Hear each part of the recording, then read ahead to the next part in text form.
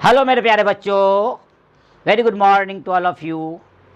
आज हम लोग स्टडी करेंगे विद्युत धारा के ऊष्मीय प्रभाव, heating effect of electric current. विद्युत धारा का ऊष्मीय प्रभाव नाम से ही क्लियर है कि विद्युत धारा जब किसी चालक से प्रवाहित करते हैं तो वह क्या ऊष्मीय प्रभाव को दर्शाता है, हीटिंग इफेक्ट। जैसे एक एग्जाम्पल देखिए कि आप बल्ब को जलाते हो यानी स्विच ऑन करते हो, तार से विद्युत धारा प्रवाहित होती है और बल्ब जलने लगता है। जब कुछ देर बीत जाता है, कुछ घंटे बीत जाते हैं और जब बल्ब खोलने के लिए जाते हो तो खोलने से पहले हाथ पॉकेट में पहुंच जाता है, रुमाल के पास या किसी ऐसे पेपर के पास या किसी ऐसे कपड़ों के पास जिसकी सहायता से बल्ब खोलने का प्रयास करते हो। क्यों? डर होता है कि हाथ कहीं जल ना जाए। इसका अर्थ हो गया कि वह बल्ब जलने के बाद आपको लगता है कि गर्म हो गया होगा, यानी विद्युत धारा प्रवाहित करने से चालक तार द्वारा वह गर्म हो जाता है, यानी गर्म हो जाना उसी को ऊष्मीय प्रभाव बोला जाता है। स्विच ऑन करते हैं इलेक्ट्रिक आयरन द्वारा और कुछ ही देर के बाद इलेक्ट्रिक आयरन क्या होता है, गर्म हो जाता है और कपड़ा पर आप आयरन करना शुरू कर देते हैं। हीटर है, टोस्टर है, गीजर है, इलेक्ट्रिक आयरन है, ये सब के सब ऊष्मीय प्रभाव को दर्शाता है। ऊष्मीय प्रभाव दरअसल एग्जैक्टली क्या है कि विद्युत जो है वह एक ऊर्जा का रूप है और ऊर्जा के बारे में पहले से ही विचारधारा है आपके पास कि ऊर्जा न तो उत्पन्न की जा सकती है, न ऊर्जा का विनाश होता है, बल्कि ऊर्जा का एक रूप से दूसरे रूप में रूपांतरण हो जाता है। इसे ही ऊर्जा संरक्षण का सिद्धांत कहते हैं, कंजर्वेशन ऑफ एनर्जी है ये, कि ऊर्जा न तो उत्पन्न की जा सकती है, न ऊर्जा का विनाश होता है, बल्कि ऊर्जा का एक रूप से दूसरे रूप में रूपांतरण हो जाता है। आप स्विच ऑन किए, बल्ब जलने लगा, स्विच ऑन किए, इलेक्ट्रिक आयरन गर्म हो गया। इसका क्या अर्थ हुआ कि विद्युत ऊर्जा उष्मा ऊर्जा में परिवर्तित हो गया। तो ये जो आप देख रहे हैं विद्युत ऊर्जा का रूपांतरण उष्मा ऊर्जा में हो गया, यही ऊर्जा संरक्षण का सिद्धांत है, यही कन्वर्जन ऑफ एनर्जी है, यानी ऊर्जा principle of conservation of energy है। तो यहाँ मतलब इसी बात से है कि विद्युत धारा का ऊष्मीय प्रभाव जो स्टार्ट करेंगे, अब बात उठती है, हम तो सीधे कह दिए कि आप विद्युत धारा प्रवाहित करते हैं चालक तार द्वारा और वह गर्म हो जाता है, इलेक्ट्रिक आयरन में गर्म हो जाता है, रेडिएटर है, टोस्टर है, सब गर्म हो जाता है, गीजर है, गर्म हो जाता है। ये सारी बात का उल्लेख आप करते हो तो एक मन में उत्सुकता बन जाती है कि आखिर ये होता कैसे। तो इसके लिए मैं अलग से एक टॉपिक बना दिया, चालक में उष्मा के रूप में विद्युत ऊर्जा का अंतरण, यानी चालक में उष्मा के रूप में विद्युत ऊर्जा का अंतरण, यानी विद्युत ऊर्जा जो है वो उष्मा ऊर्जा में रूपांतरित हो गया किसी कंडक्टर में। वो कैसे, ये बात को जानना है, आपको कंसेप्ट लेना है। ये तो आम बात है, लोग फिजिक्स पढ़े न पढ़े, फिजिक्स की जानकारी हो न हो, लेकिन इतनी जानकारी सबों के पास होती है कि हम यदि थोड़ा देर तक स्विच ऑन करें तो चालक तार गर्म हो जाएगा, इलेक्ट्रिक आयरन जो है गर्म हो जाएगा, हीटर गर्म हो जाएगा। ये सबको जानकारी है, फिजिक्स पढ़े या न पढ़े, किताब उसके पास हो या ना हो, लेकिन यदि उसके अंदर का मैकेनिज्म पूछा जाए, उससे क्वेश्चनायर किया जाए ऐसा होता क्यों है, तो शायद वो फिजिक्स का ज्ञान न देकर अपने स्किल और अनुभव के आधार पर आपको समझा सकता है। लेकिन आपको तो फिजिक्स पढ़ना है, आपको सब्जेक्ट मैटर का ज्ञान होना चाहिए, आपको तो कंसेप्ट क्लियर रखना चाहिए। इसलिए भाइयों, आप ध्यान से सुनो कि मैं क्या बता रहा हूँ। अब देखिए, चालक में उष्मा के रूप में विद्युत ऊर्जा का अंतरण होता क्या है कि एक चालक तार है, आप उस पर विभवांतर अप्लाई करके, ये चालक तार है, कंडक्टिंग वायर है, इससे आपने करंट पास कर दिया। तो इससे क्या अर्थ है, मान लेते हैं हम इस तरीक़ा से बनाते हैं तो ज़्यादा आपको समझ में आएगा।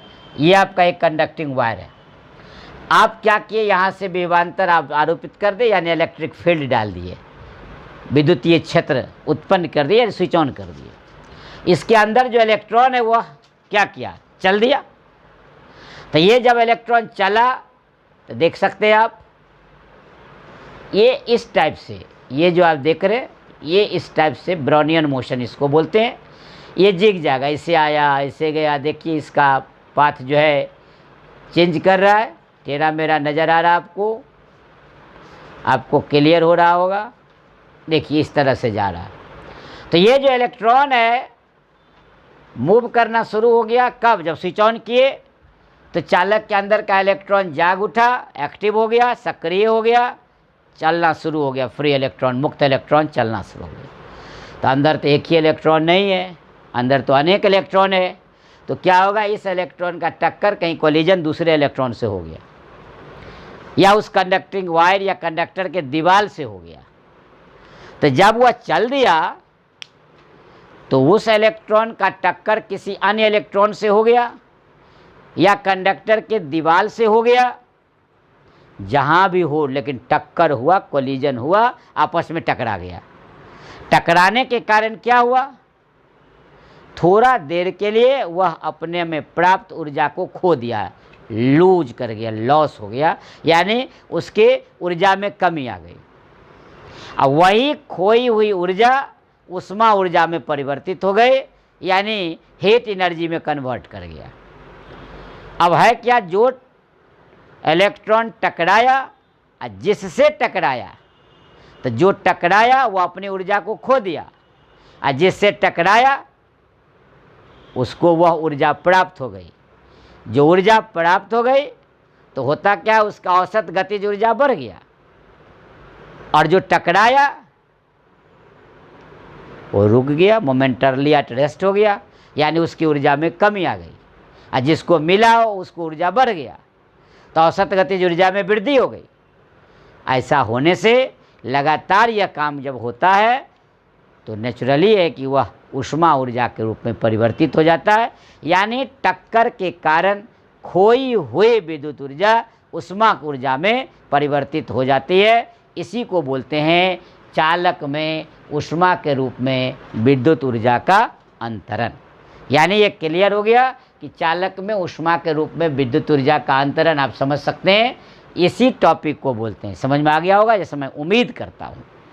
क्या किए हम कि आप किसी चालक के ऊपर विभवांतर आरोपित कर दिए, विद्युत क्षेत्र की उत्पत्ति हो गई, जिसके कारण चालक के अंदर का इलेक्ट्रॉन जाग उठा, वह गतिशील हो गया, रास्ते में किसी अन्य इलेक्ट्रॉन से टकरा गया, टकराने के कारण अपनी प्राप्त ऊर्जा को खो दिया, खोई ऊर्जा वह उस इलेक्ट्रॉन को प्राप्त हो गया और ऊष्मा ऊर्जा के रूप में परिवर्तित हो गया, औसत गतिज ऊर्जा वहाँ बढ़ गई। इसीलिए आप ऊष्मा का अनुभव करते हो, गर्मी का अनुभव करते हो। यही कारण है कि विद्युत ऊर्जा ऊष्मा ऊर्जा में परिवर्तित हो गई। इस तरह चालक में ऊष्मा का के रूप में विद्युत ऊर्जा का अंतरण समझ में आ गया। अब है कि how much quantity of heat, कितनी ऊष्मा की मात्रा प्राप्त हुई, उसके लिए हम लोग सूत्र का निगमन करते हैं। उसके लिए हम लोग एक फॉर्मूला डिराइव करते हैं। देखिए आप, Q = I²RT। ये जो आप देख रहे हैं Q = I²RT, ये सूत्र है, पूछता है परीक्षा में, Q = I²RT सूत्र का निगमन करें। निगमन मतलब डिराइव करें, प्राप्त करें।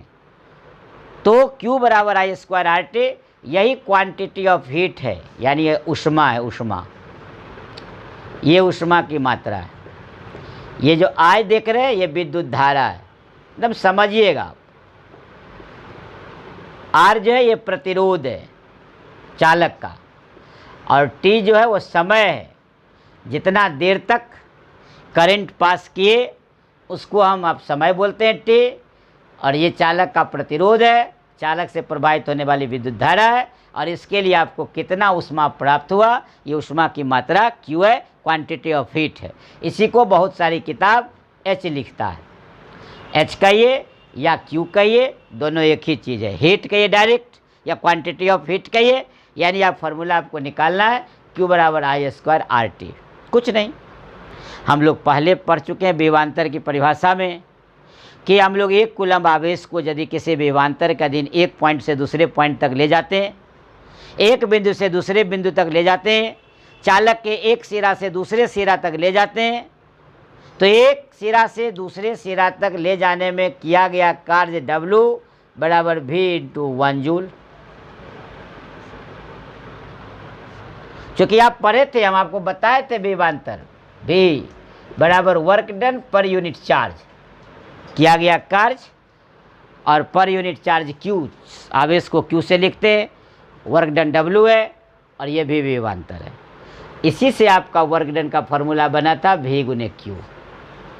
तो यहाँ पर फॉर्मूला मान लेते हैं कि 1 कूलम आवेश को यदि हम ले जाएं तो किया गया कार्य होगा W बराबर V गुने 1 जूल। लेकिन मान लेते हैं हम यहाँ Q कूलम आवेश को ले जाएं तब तो होगा W बराबर V गुने Q। देख सकते हैं आप, W बराबर V गुने Q, V विभवांतर और Q चार्ज। अब देखिए ओम के नियम से V बराबर आया, हमने लिख दिया V बराबर आया।